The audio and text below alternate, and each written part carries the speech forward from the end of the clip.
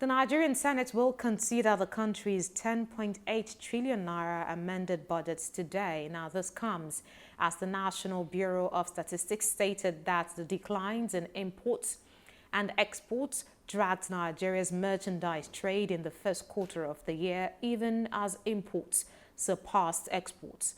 The country's total trade declined by 17.94% compared to the value recorded in the fourth quarter of 2019. Kayode Akindele, a partner at TIA, now joins me from Lagos to discuss these stories and more. Kayode, it's always a pleasure to have you join us on CNBC Africa for our conversation.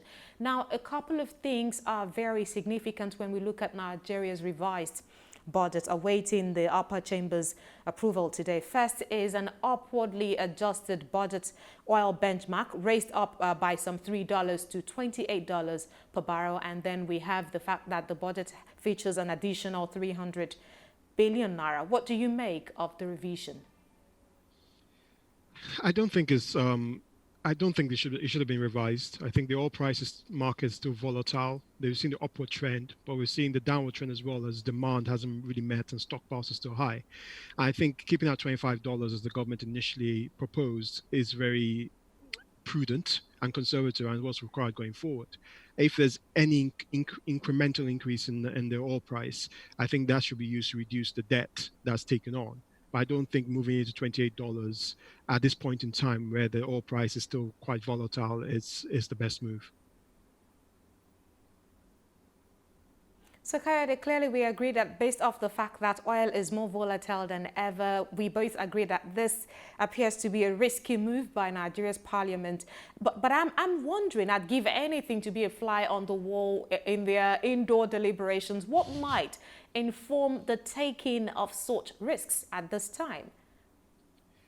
I think the way the parliament is looking at it, and you can't really blame them, is that any increase in the benchmark will mean, because they haven't significantly increased their expenditure.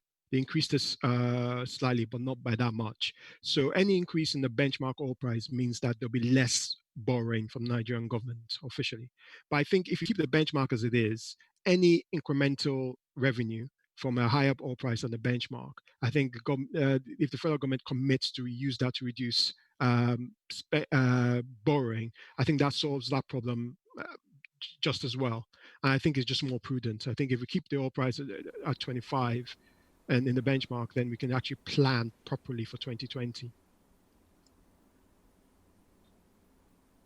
Now, I know that, like you mentioned, we're talking about planning ahead for 2020, of course, but to what extent is this reflective of Nigeria's connectedness to the realities that COVID-19 and oil volatility presents for us as an economy that is very, very largely and obviously dependent on oil? I think it re-emphasizes, the government, not just this government, previous governments have tried to emphasize we need to diversify from government revenues being predominantly from oil. And this has been shown in when oil prices went down in 2014, 2016, and now in 2020 as well. But we haven't achieved that in terms of diversifying revenue from oil. They made progress, especially in terms of agriculture, and in some manufacturing has come back, but not enough. And so I think this just emphasizes that point. And I think the government needs to focus a lot more on trying to diversify government revenues away from oil.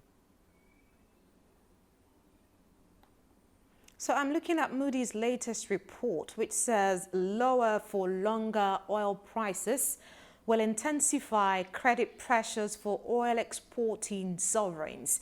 And there's a part of my mind that is wondering, who has missed this memo, or is this memo not getting to those that it should get to as far as managing Nigeria's export and import affairs and diversification affairs are concerned? But largely speaking, what does this mean for the Nigerian economy?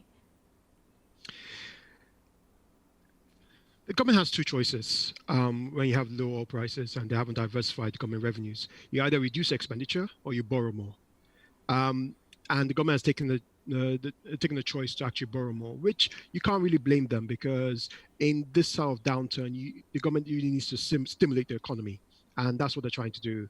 Investment in infrastructure and trying to stimulate the economy through things like the COVID fund to try and encourage SMEs. And it's what most other countries are doing, as the US, the UK, they're trying to do that.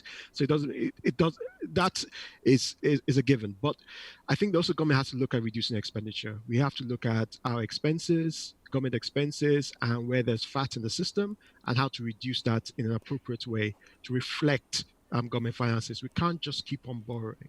And if you look at debt to revenue, it's very poor if you look at Q1 numbers. And so we need to address that in a significant way.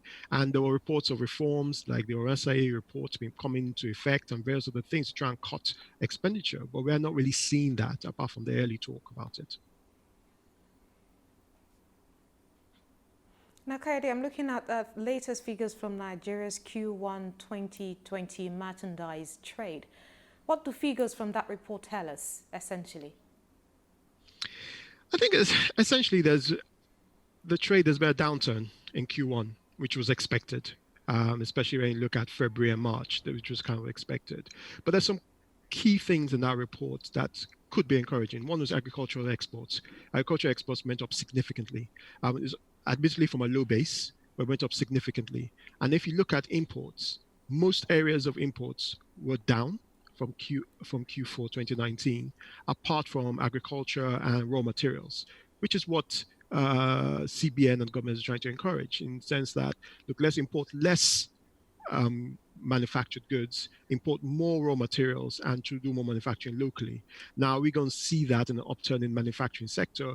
We have to wait for MBS to report on how the manufacturing sector is doing.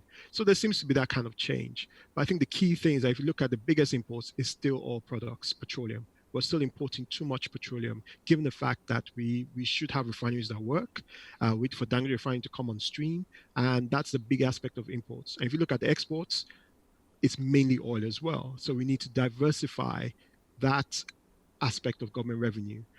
Things like cocoa are encouraging, shrimps, and various other fishing products have increased, and that is encouraging, but more needs to be done.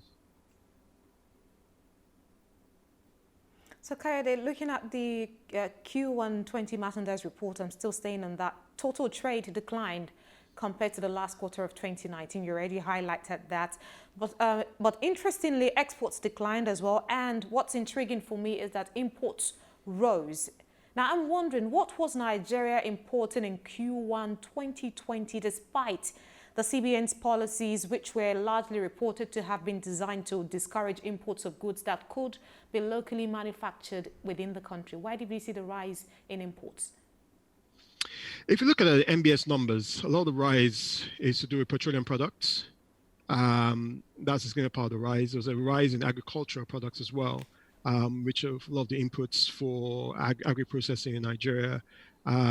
So that, you could argue, is encouraging.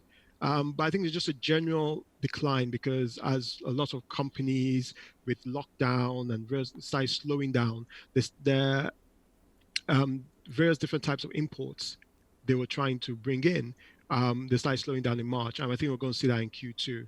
But if you look at generally the imports, you see that it's really petroleum products. That is the biggest imports, rise in imports we're seeing in Nigeria.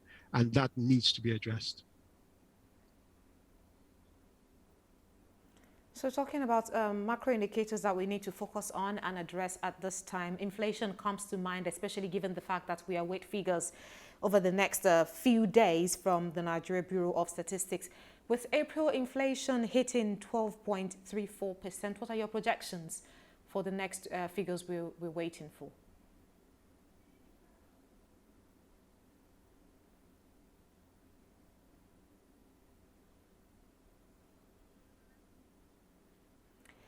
Okay, it does appear we lost connection to Kayode there. We'll take you now to markets across West Africa to just let you see how they are opening at this time.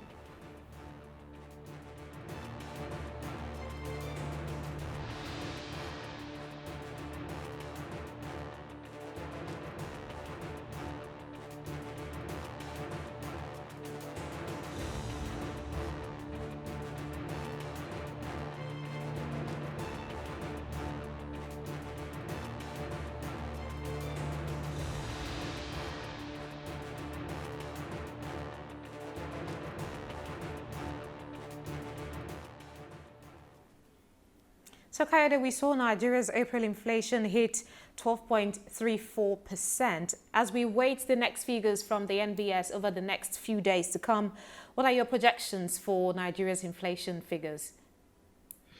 Um, I think it's tricky because obviously a significant part of the inflation figures are transport and petrol prices, and those have gone down. And also obviously a lack of activity, commercial activity. But I think with the lockdowns, we might see food inflation, which is a big part of the basket, going up. And so I think there will be a slight rise in inflation because of food. Now, as economies across the world look for shock absorbers, generally, we've talked imports, exports. There are roles that stock exchanges across the globe obviously play in providing buffers to such economies. We had the Nigerian Stock Exchange host a special webinar alongside the World Federation of Exchanges, had the London Stock Exchange, Luxembourg, focusing essentially on the impact of COVID-19 across global capital markets. Now, I'd like to ask you, how do you think exchanges across the world can build resilience enough, first of all, on their own, and then sufficient enough to support economies that they serve? I think it's interesting because if you look at different exchanges and different markets and the reaction to COVID-19 has been different. If you look at the US stock market has been flying, irrespective of the lockdown, irrespective mainly because of liquidity being put in by the Fed. And so that stock market has just taken off and there's no news story that seems to bring it back down. Nigeria is slightly different in the sense that a lot of the foreign investors have left the market and they started leaving probably around January, and they left market. And some local investors have come back in, especially with some of the lower prices. But it's just not been sustainable. And to be honest, the Nigerian stock market has not really recovered from 2008, 2009, where we had that big drop and is in the market and in confidence in the market, and they've never been able to fully recover from that. I know there've been various different things to try, and the demutualization of the exchange will help, but you just need to build confidence among local investors, because in truth is, if your local investors are not investing in your local market, why would you expect international investors to as well?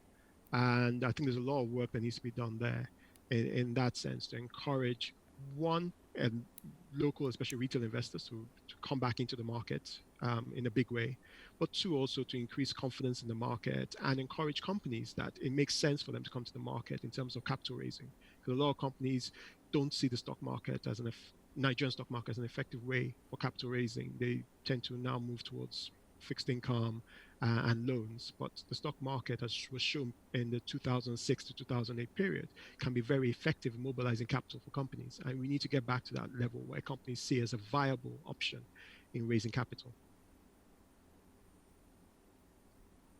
Now, Kayode, how do you reckon investors are processing all of these dynamics that we've discussed on the show so far? And what do you think they make of Nigeria as an investment destination? I think the truth of the matter is that most investors look at Nigeria and look at the oil price. The oil price goes up, they come in. Oil price goes down, they leave. Which is not a very nuanced way to look at the market, but I think that's generally a lot of the international investors how they look at the market. It's now up to both the Nigerian government and the stock exchange and all the regulators to try and create different stories, investment stories and investment things for investors to come in. And that's through a viable reform program, privatization of a lot of Nigerian industries. We have a lot of trapped capital in industries that can be privatized on the stock exchange, encourage investors, and also creating an enabling environment for companies to see listed on the stock exchange as a way forward in trying to generate capital. Because what we've seen in the last 5 or 6 years is that companies have been delisting from Nigerian stock exchange. So I think we need to move away from the stock exchange Nigeria being seen as an investment decision just linked to how the oil price moves. And it embodies both the federal government, the regulators, and the stock exchange to do that.